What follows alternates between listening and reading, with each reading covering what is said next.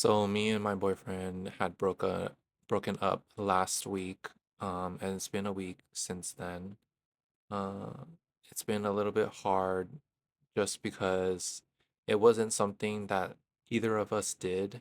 It mostly related to, I guess, each other's mental health. I guess I always say that I feel like I'm ready for a relationship. Um, and I've done all of the healing. Last year was the biggest lesson for me, I think. A lot of failed relationships, a lot of short-term ones that never really felt, I guess, like none of them ever stayed in my life, and I would try to make them stay. But that's really truly out of my control. And Going back to the mental health part, like you do really have to take care of yourself before you can really be in a relationship with someone. Like the phrase like how can you love someone if you don't even love yourself? It really does come true. I think this has been one of the healthier relationships that I've committed to. There's a lot of other relationships where I felt like I was giving a lot of myself with no return. It's like the first one where I felt like we were both making a lot of effort into the relationship. However, I think a lot of it got kind of stopped because, mental health plays a little big factor in my partner's life, and he never really addressed all of the trauma as he was growing up. Um, I think that's like the hardest thing.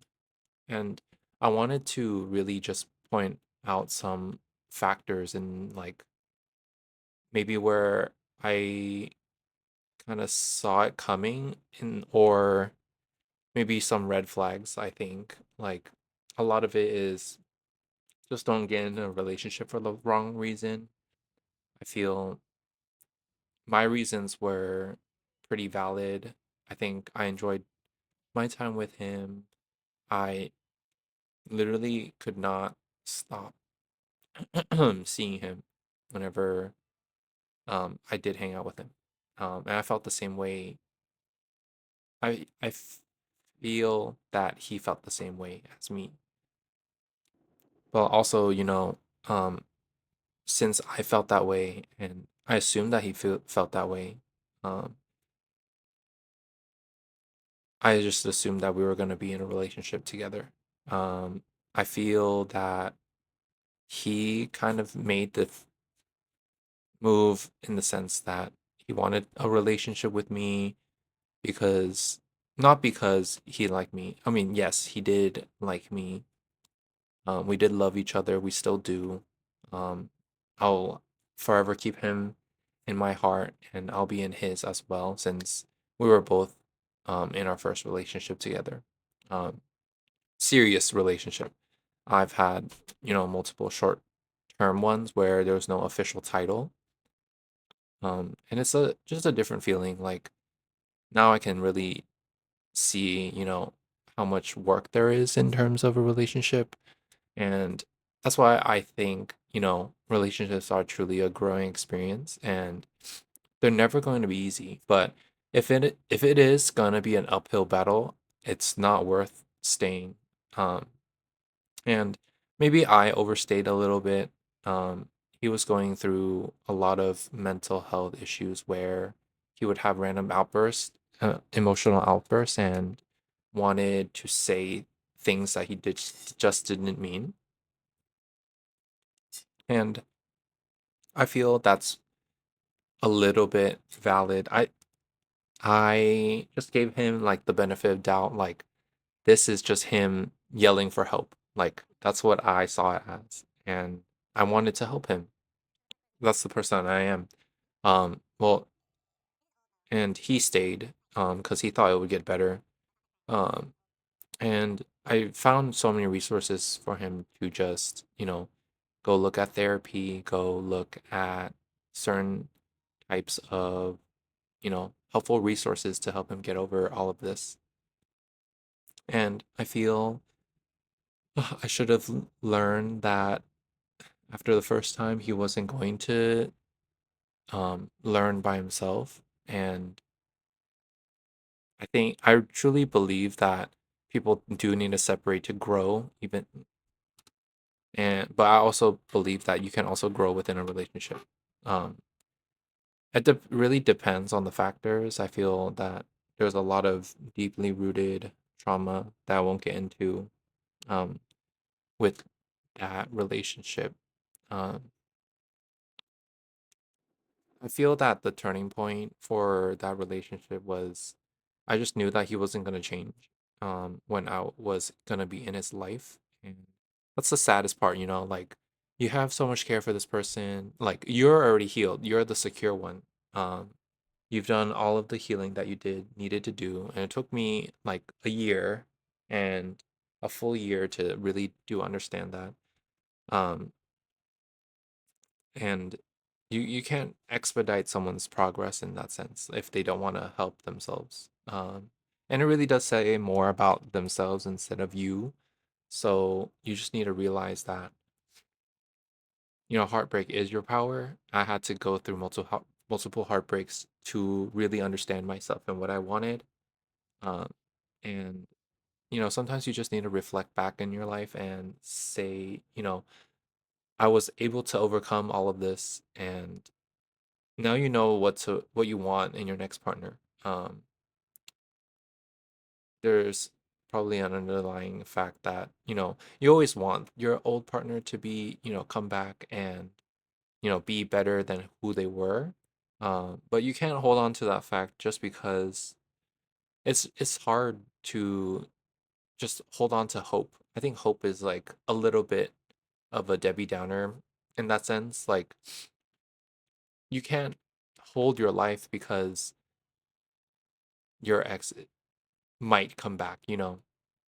And we did have that conversation like, oh, you know, whenever, you know, I feel better, you know, whenever he feels better, that, you know, he wants me to be an option again, you know. Um, but I'm not gonna uproot my whole life just to wait for him to get better. That's not how life should work. Um, but I guess like the overall journey within all of this is that know that you are the only one that can help yourself. You can't change someone even if you love them so deeply. Um, we both love each other very much. We did so much together for our first time in terms of dating and just relationship issues, you know, arguments and flaws within a relationship. I feel a lot of it is a learning curve. It's definitely not an easy one. So I feel just take care of yourself before you can take care of someone else. Uh, you just truly can't burden someone with that emotional burden, and you truly are the one that can save yourself from that misery. And I've lived it firsthand, and I even tried to tell him that, but it, you know, it doesn't really connect until like something major happens, like a breakup, like this one, you know. And I truly hope that he does find his help, um, and you know, get out there as well. And for me, as a note for myself that, you know, take care of yourself. Remember to and go on many trips. You still have your own person. Like you are going to be the only person that will take care of yourself. And I'm very proud of who you've become since a year ago. And I wish, you know, I made one of these videos before, just so I can look back on. And I want to look back onto this because I think a lot of this is very healthy to go through in life. I feel everyone has to go through like hardships in life to really grow. And talking to my ex, I don't think he always kept saying that there wasn't any hardships in his life and that everything was kind of given to him. So I don't know if this is gonna be his first one. It really does seem like it because We had multiple conversations on how this is hard for him. And I've been trying to deal with this a lot. Journaling is one of the best things. Feeling your emotions, but I want to like teach you guys on like window of tolerance and just don't stress yourself out. Don't feel your emotions too hard where you're just past that window of tolerance. There's always going to be where you're going to feel overwhelmed from your emotions. Just don't you can feel your emotions up to the point where you're not past that. Uh, think of a straight line, um, a bar graph. Just don't exceed what you can handle. Uh, and I hope whoever is dealing with a breakup also is taking care of themselves right now. Um, and this is the first of many videos that I want to talk about. Uh, this is definitely a lot of fun, and I feel I can vent a lot here. So thank you, and hope everyone has a great day and great week. I'm manifesting the best for everyone.